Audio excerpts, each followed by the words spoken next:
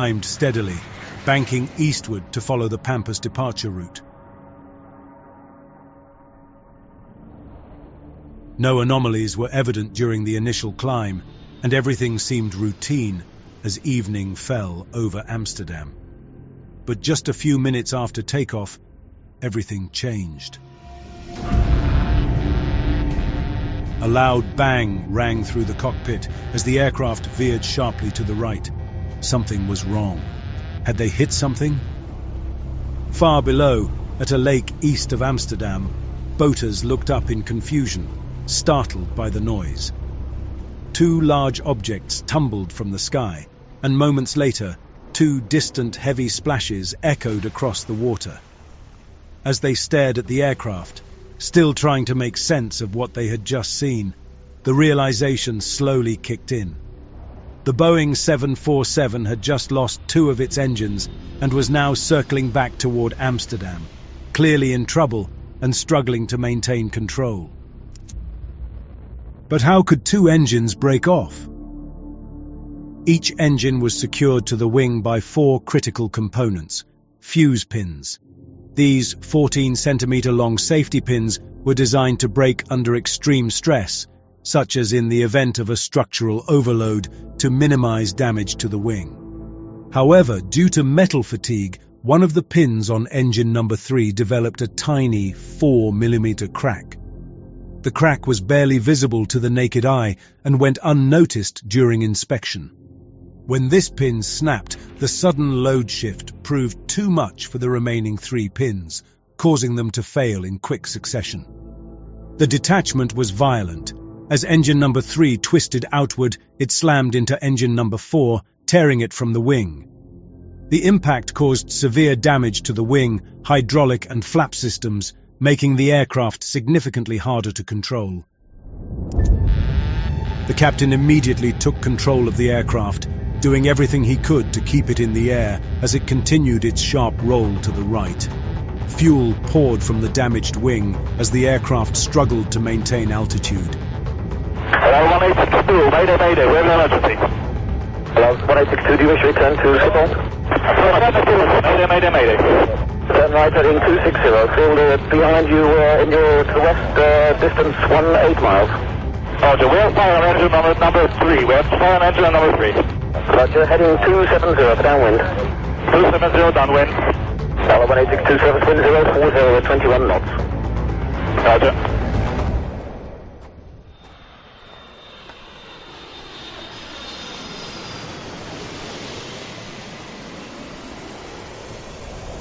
Hello, 1862, load number 3 and number 4 engine. Number 3 and number 4 engine. Oh, Roger, 1862. It seemed that air traffic control didn't understand the full severity of the situation.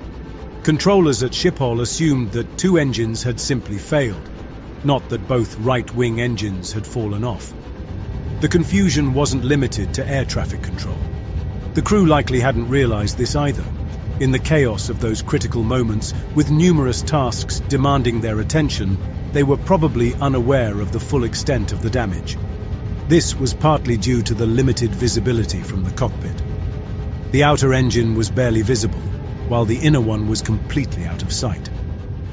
Checking the engine parameters didn't help either, as they did not indicate that the engines had detached, only that they had lost thrust, since there was no system to warn of such a failure. To make matters worse, the aircraft was a cargo flight, so there were no passengers on board to alert the crew to the severity of the situation. What will be the runway news for me, Dr. Blum? Runway 06 in use, surface wind 040 at 21 knots, QNH 1012. The aircraft 27 for landing. Amid the chaos, the first officer asked air traffic control which runway was available for an emergency landing. They advised that runway 06, oriented northeast, was in use, with winds at 040 degrees at 21 knots. However, the first officer requested permission to land on runway 27, which pointed west. This decision raised questions. While this runway was the longest and closest, it also meant approaching with a strong tailwind, complicating the landing. The reason the captain chose this runway remains unclear. Some speculated it was because runway 27 was closer to the aircraft's current position. Others suggested he may have opted for it because El Al's cargo hangar was located near that runway, potentially allowing for a quicker emergency response. In any case, air traffic control acknowledged the request and instructed the crew to switch to shiphole approach control. Time was running out, and the crew had to get the plane on the ground as quickly as possible. Shiphole 1862, we have an emergency, we're not 3 and 4 LL 1862, Roger, copied about your emergency, contact 118.4 for your lineup. 118.4, bye. Schiphol LL 1862, we have an emergency, number 3 and number 4 engine in operative, request 27 for landing.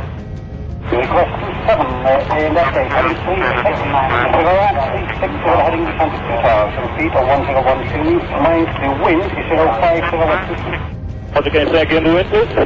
050 Roger. What heading for runway 27? Heading 360, and then if you a right turn on, cross the localizer first. I have only 7 miles to go from present position. Roger, 36, copy. Because the aircraft was too high and close to the airport for a direct landing, the controller had no choice but to route the flight onto a 360-degree loop directly over Amsterdam. This maneuver would allow the aircraft to gradually lose altitude and align with runway 27 for its final approach. Jet, ik heb die al en u heeft een mijl op 10 te gaan voor 27. Ja, check, we zetten het licht aan, brandweer is gewaarschuwing. Oké. 1862, what is the distance you need to touchdown? 12 by final, we need for landing. Yeah, how many miles final, correction, how many miles track miles you need? Flight 1. We need a 12-mile final for landing. Okay, right, heading 100, right, heading 100. Heading 100. During the 360 maneuver, the captain instructed the first officer to extend the flaps to slow the aircraft and prepare for landing. But then, a new problem emerged. The left wing trailing edge flaps deployed as expected, but the ones on the right wing were completely gone. The severe damage caused by the loss of the 2 engines had crippled the right wing, creating a dangerous imbalance. The left wing now generated more lift than the right, making the aircraft even harder to control, especially at the lower speeds required for landing, which the crew was about to discover all too soon. Heeft hij nog meer ellende? Motor 3 en 4 heeft hij niet. Zeg gewoon uit, en verder geen extra ellende. Niet dat ik weet. Kan je dat nog even informeren? 1862, just to be sure, your engines number 3 and 4 are out?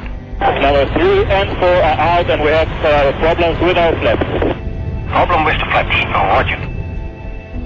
And flap problems. En flip problems? Yes. Heading 100, 1862. Thank you, 1862. Heading 120 and turning, maintaining. Roger, 1862, your speed is... Say again? Your speed? Speed is 260. Okay, you have around 3 miles to go to touchdown. Speed is all yours. You are clear to land runway 27. Clear to land 27. Now 1862, right, heading 27, so just on the localizer, cleared for approach. Right, 270. ATC cleared the aircraft for the approach and guided it toward the final landing course. But they were flying too fast, and controlling the plane became more difficult by the second. As the crew attempted to align with runway 27, it became clear they were overshooting the approach path. They were in serious trouble. The only option left was to make another turn before they could attempt a new landing. But how much longer could this aircraft stay in the air? Now 1862, you're about to cross the localizer. Due to your speed, continue the right turn, heading 290, heading 290. 12 track miles to go, 12 track miles to go. Roger, 290. Channel 1862, further right, heading 310, heading 310. 410. Channel 1862, continue descent 1,500 feet, 1,500. 1,500, then we have a controlling problem. You have controlling problems as well. What you do? Hij zit dik in de problemen, nou ook met zijn controls. Ook problemen met zijn controle, yes. Ja. Despite their best efforts, the crew quickly lost the ability to keep the aircraft in the air. As the severely damaged plane slowed down, it became uncontrollable. The crew fought with everything they had to regain command, but it was clear they were losing the battle. Sterren met volle vlucht. Met volle vlucht daarin. Tweede keer.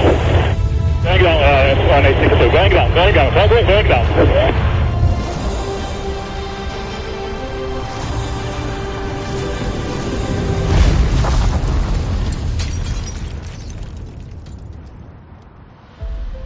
Is gebeurd.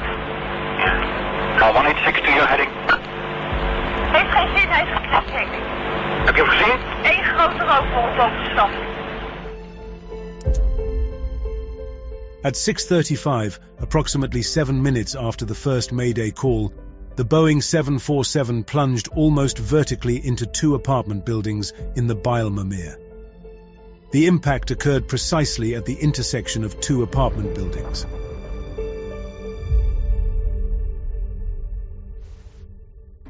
The impact caused a massive explosion, destroying over 100 apartments. The buildings were densely populated, with many undocumented migrants. Witnesses